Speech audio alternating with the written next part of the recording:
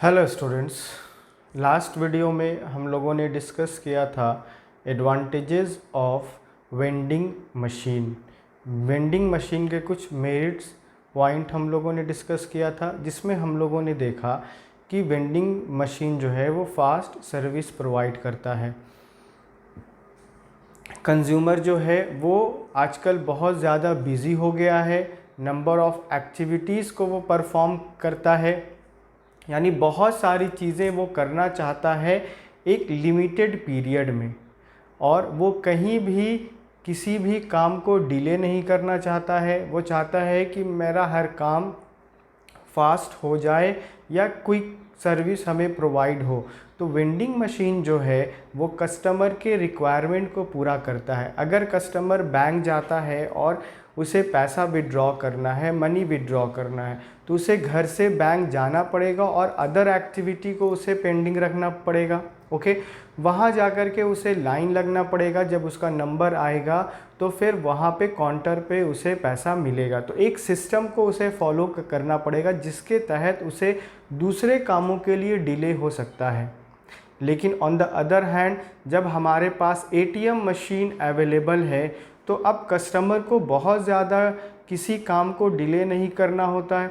अगर वो अपने ऑफिस भी जा रहा है, रास्ते में अगर एटीएम है, एटीएम मशीन अवेलेबल है, तो वो वहाँ से अपने पैसे को विड्रॉ कर सकता है। उसके लिए उसे किसी और रूट या रास्ते में जाने की आवश्यकता नहीं है। एक पर्टिकुलर टाइम के बाउंडेशन को फॉलो करने की आवश्यकता नहीं है, तो वो अपने काम को पूरा कर रहा है। तो वेंडिंग मशीन जो है वो फास्ट सर्विस भी प्रोवाइड कर रहा है। और नेक्स्ट पॉइंट में हम लोगों ने डिस्कस किया था 24/7 आवर जो है वो अवेलेबल होता है, यानी 24 घंटे वो हमारी सर्विस के लिए, यानी कंज्यूमर के सर्विस के लिए वो अवेलेबल होता है। यहाँ पे जो टाइम का एक बाउंडेशन है वो ख़त्म हो गया है। बैंक का जो टाइमिंग है वो मान लेते हैं 10 से 5 बजे तक ही काम करता है। सुबह 10 बजे से लेकर के शाम के 5 बजे तक ही बैंक में काम होता है।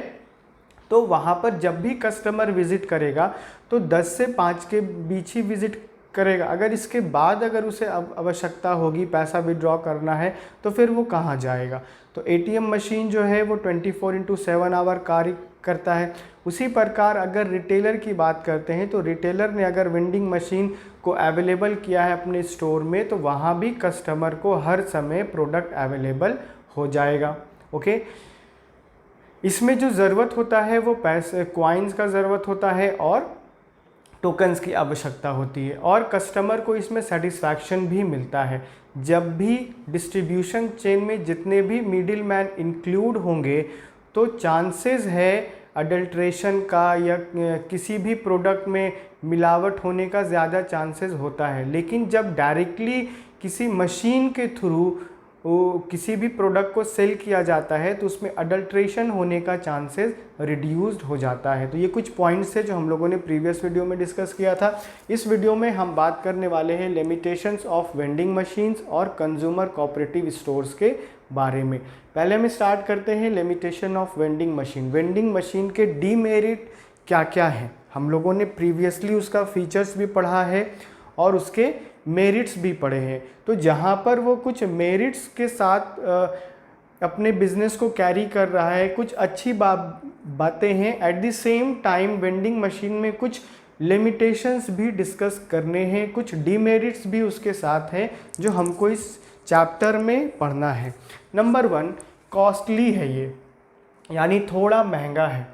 The initial cost of installing a vending machine, vending machine को इंस्टॉल करने का जो कॉस्ट है वो ज़्यादा होता है। तो इंस्टॉलेशन जो कॉस्ट है वो ज़्यादा होगा। जब हम फर्स्ट टाइम या इनिशियल कॉस्ट जो आएगा वो थोड़ा ज़्यादा होगा। A vending machine and expenditure on its maintenance and repair is quite high. अगर आप देखोगे कि कोई भी एम्प्लॉय अगर कार्य करता है तो उसको समय पर सैलरी दे दिया जाता है।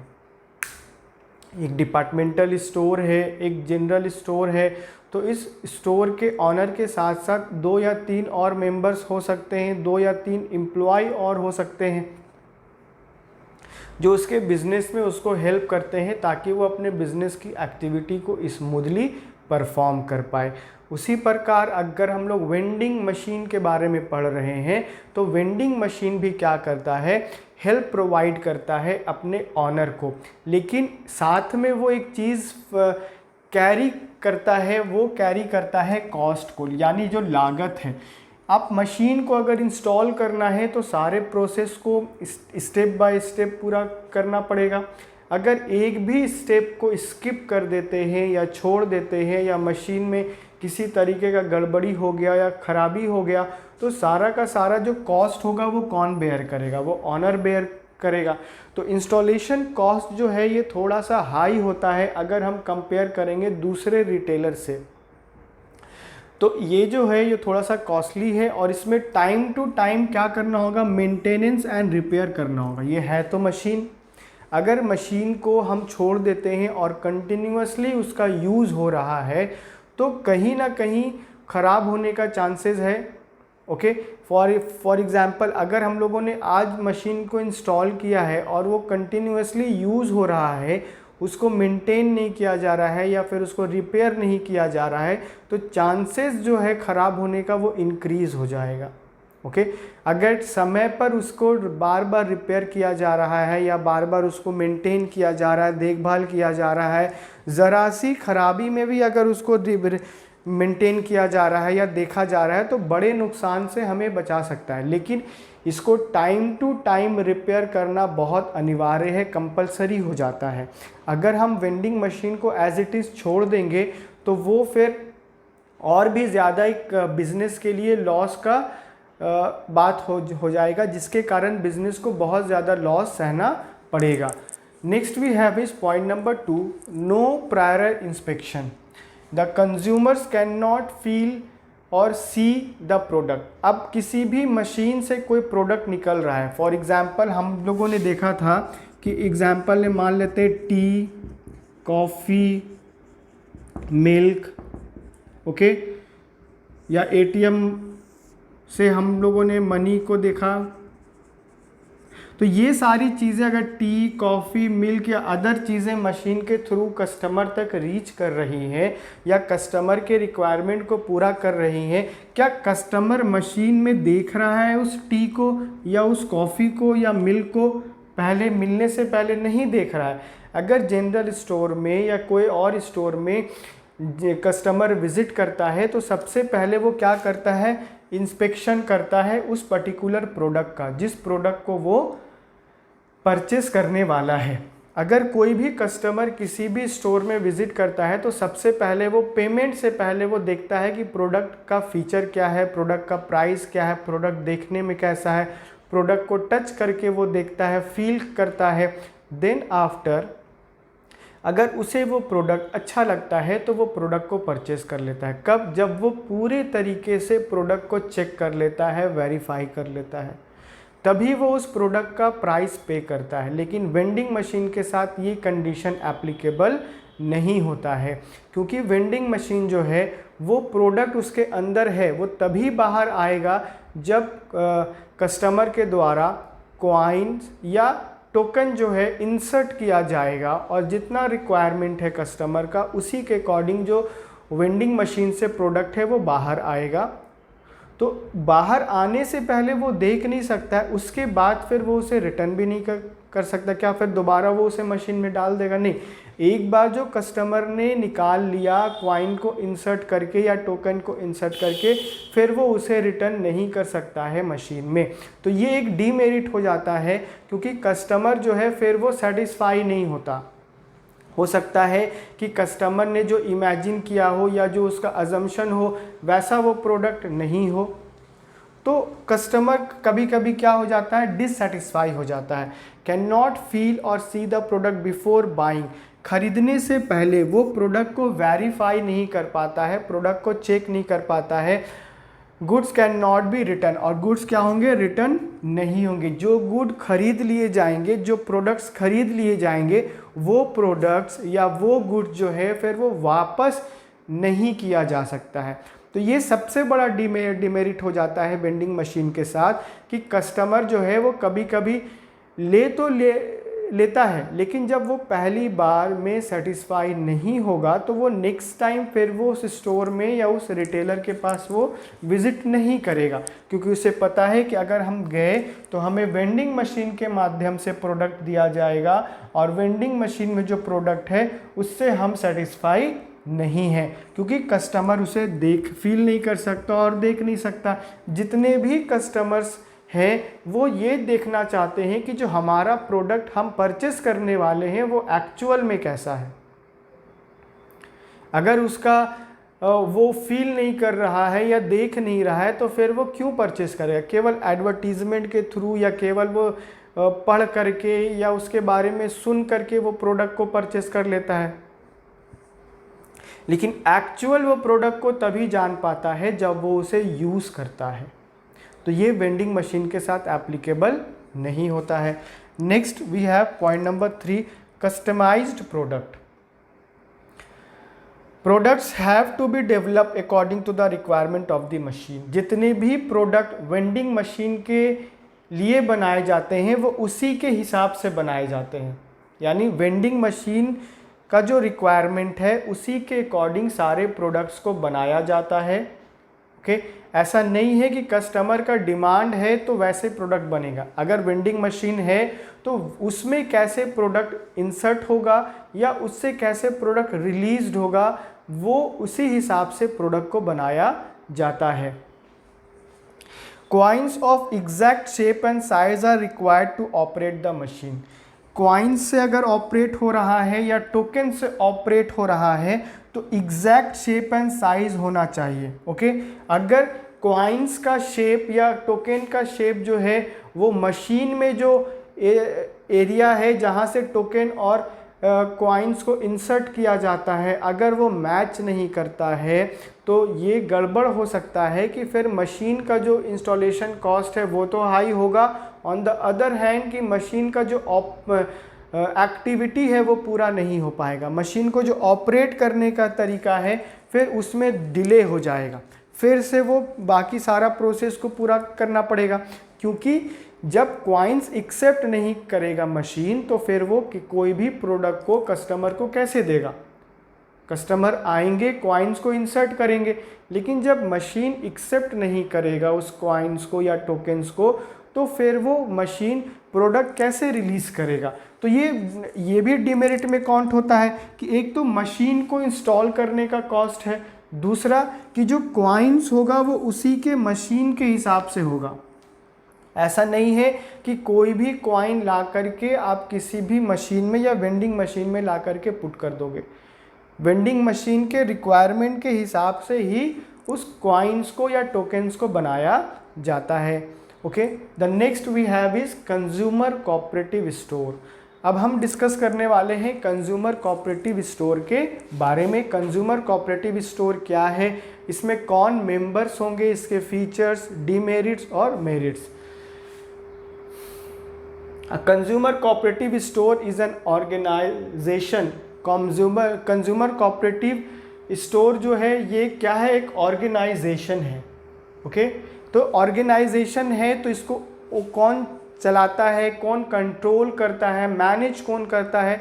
लेट्स सी, ये ओन किया जाता है, मैनेज किया जाता है और कंट्रोल किया जाता है बाय कंज्यूमर्स देमसेल्फ। जितने भी कंज्यूमर इस कोऑपरेटिव स्टोर के मेंबर होंगे उनके द्वारा ही इसे ओन किया जाएगा, यानी चलाया जाएगा, वही उसके ऑनर होंगे, मैनेज भी उन्हीं के द्वारा किया जाएगा।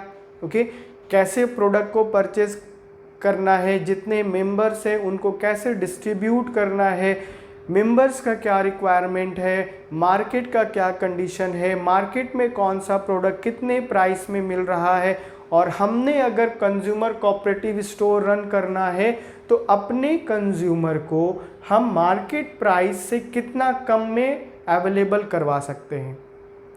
कंज्यूमर कोऑपरेटिव स्टोर का मेन कारण यही है उसको इस्टेब्लिश करने का या सेटअप करने का कि मार्केट में जितने प्रोडक्ट मिल रहे हैं और जो उनका प्राइस है हर कोई अफोर्ड नहीं कर सकता है, तो अगर वो कंज्यूमर कोऑपरेटिव स्टोर के मेंबर बन जाते हैं तो वही प्रोडक्ट उनको हमारे स्टोर में कितने प्राइस में अवेलेबल होगा, क्योंकि इस स्टोर को चलाने का मेन कारण ये भी है कि हमने अपने मेंबर्स को हर वो प्रोडक्ट अवेलेबल करवाना है जो मार्केट में है, लेकिन मार्केट से कम प्राइस में। अगर कोई भी व्यक्ति है वो कंज्यूमर कोऑपरेटिव स्टोर का अगर मेंबर बनता है, तो मेंबर बनने का मेन कारण यही कि उसको वही प्रोडक्ट चाहिए लेकिन मार्केट से कम प्राइस में। अगर मेंबर बन रहा है तो कुछ फ़ायदा होना चाहिए। अगर उसे प्रॉफिट नहीं होगा या कुछ बेनिफिट्स नहीं मिलेगा तो फिर वो क्यों इस कोऑपरेटिव स्टोर का मेंबर बनेगा। The objective of such store is to reduce the number of middle man. Okay, एक तो क्या करना है, जितने भी मिडिल मैन है, डिस्ट्रीब्यूशन चेन को हम लोगों ने पढ़ा है, तो डिस्ट्रीब्यूशन चेन में स्टार्ट होता है मैन्युफैक्चरर से, जिसे हम प्रोड्यूसर भी बोलते हैं। तो मैन्युफैक्चरर से वो स्टार्ट होता है और एंड होता है कंज्यूमर तक। यानी मैन्युफैक्चरर जो है वो गुड्स को प्रोड्यूस करता है, और किसके लिए वो प्रोड्यूस करता है, तो वो कंज्यूमर के लिए प्रोडक्ट बनाता है। अब मैन्युफैक्चरर से लेके कंज्यूमर के बीच में बहुत सारे एजेंट्स होते हैं या मिडिल मैन होते हैं या मीडिएट, तो जिनके थ्रू वो कंज्यूमर का प्रोडक्ट कंज्यूमर तक रीच करता है। कंज्यूमर कोऑपरेटिव स्टोर को सेटअप करने का मेन मकसद यही है कि जितने भी मिडिल मैन हैं, जितने भी एजेंट्स हैं, उन लोगों को रिड्यूस कर देना, डायरेक्टली प्रोडक्ट को कंज्यूमर तक रीच करवाना। अगर प्रोडक्ट डायरेक्टली रीच होगा तो जितने मिडिल मैन हैं उनका जो कमीशन है वो तो पहले ही रिड्यूस हो गया। सो प्रोडक्ट का जो प्राइस है वो कम ही होगा, क्योंकि प्राइस तभी इंक्रीज़ करेगा जितने मिडिल मैन हैं अगर वो इंक्रीज़ करते चले जाएंगे या बढ़ते चले जाएंगे तो प्राइस भी ऑटोमेटिकली बढ़ता चला जाएगा, क्योंकि हर मिडिल मैन एक अपना कमीशन रख करके बात करेगा। हर मिडिल मैन अपने कमीशन को रख करके गुड्स को सेल आउट करेगा।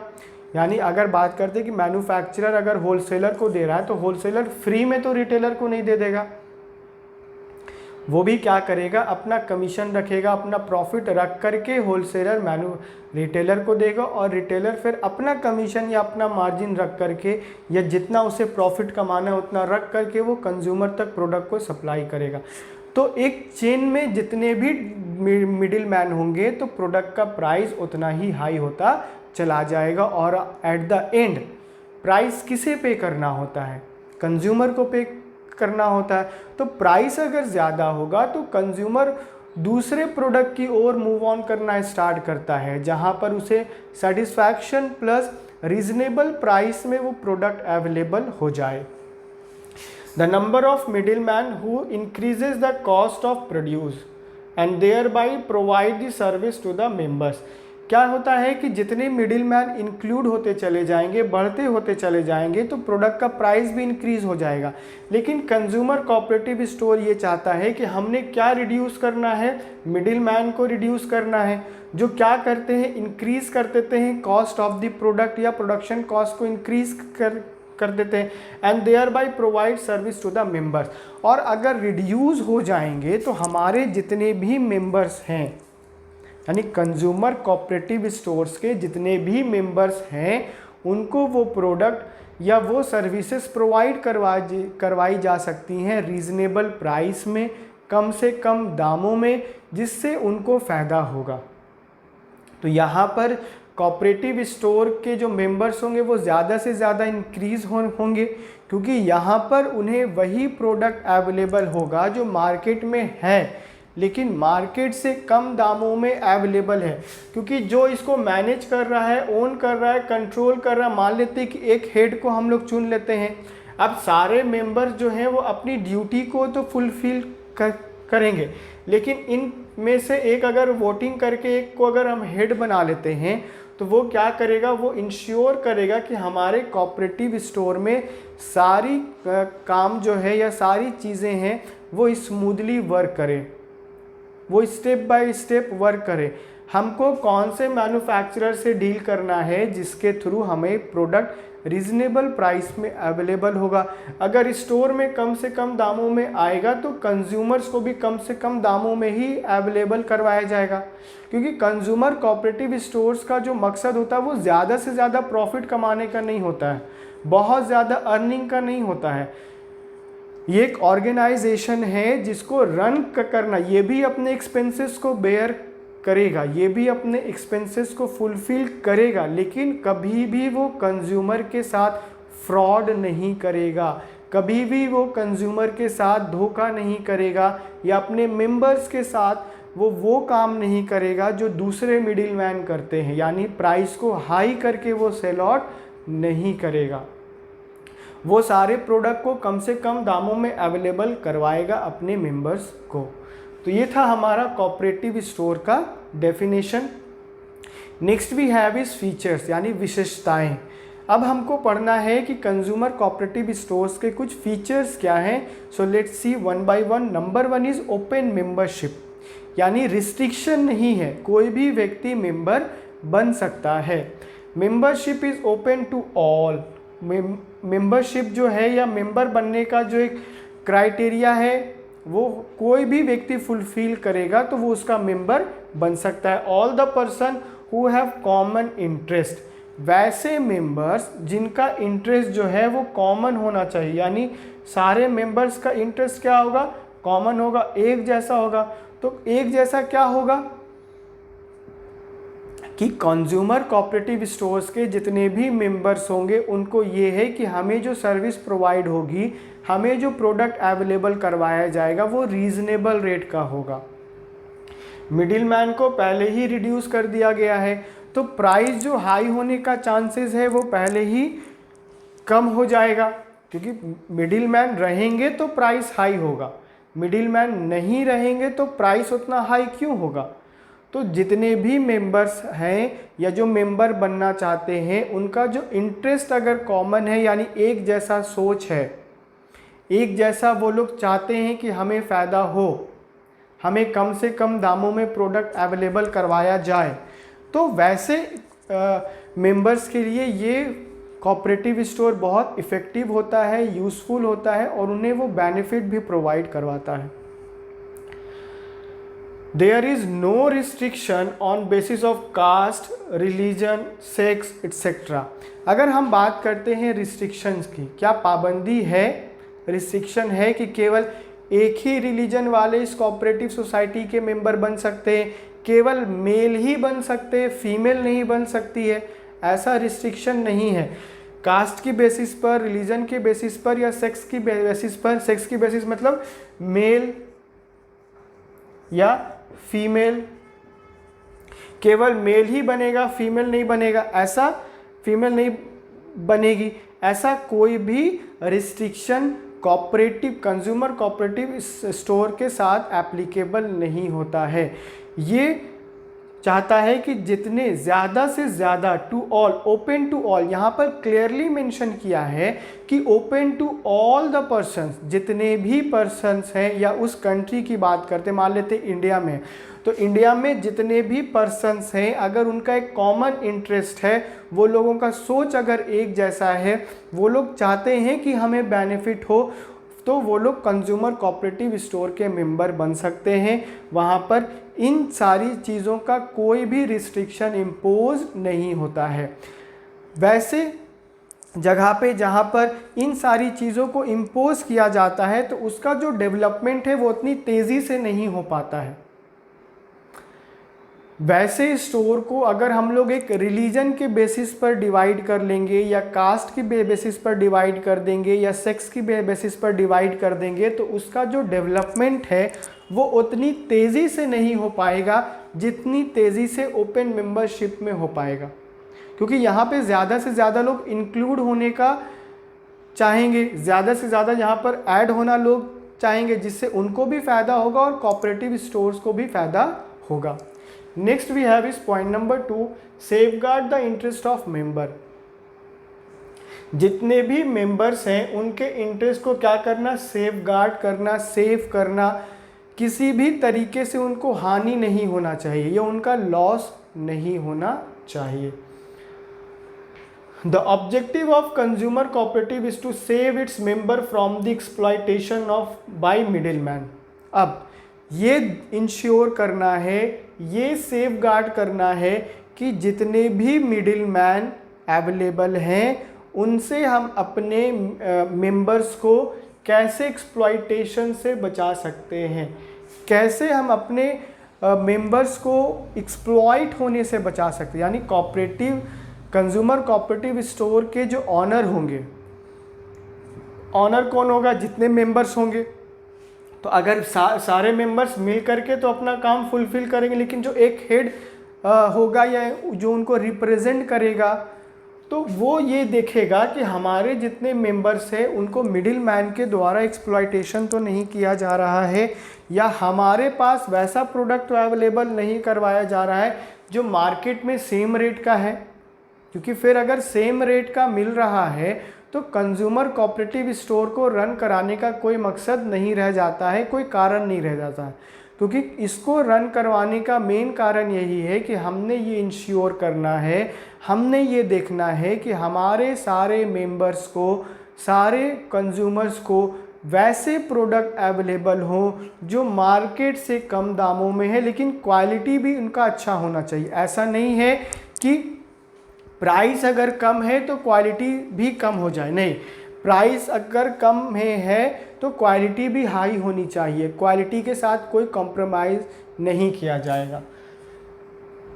From the exploitation by middleman as regard to price, price के रिगार्डिंग कंज्यूमर से ज़्यादा प्राइस तो पे नहीं करवाया जा रहा है, क्या कंज्यूमर उसके लिए ज़्यादा प्राइस पे कर रहा है और उसका प्राइस मार्केट में एक्चुअली में कम है, वैसी चीज़ें तो नहीं है। क्वालिटी ऑफ द प्रोडक्ट, क्या प्रोडक्ट की क्वालिटी के साथ कोई छेड़छाड़ हुआ है, क्या प्रोडक्ट की क्वालिटी जितनी बताई जा रही है एक्चुअल में वो है या नहीं है, प्रोडक्ट का वेट उतना है। फॉर एग्जांपल अगर 1 kg लिखा है तो एग्जैक्ट 1 kg होना चाहिए। ऐसा नहीं कि 1 kg केवल पेपर पे लिखा हुआ है, प्रिंट पर लिखा हुआ है और वो 1 kg से कम है। तो प्राइस के रिगार्डिंग, क्वालिटी के रिगार्डिंग, वेट के रिगार्डिंग एक्सेट्रा और भी सारी चीज़ें हैं जो एक पर्टिकुलर प्रोडक्ट के साथ कैरी होती हैं।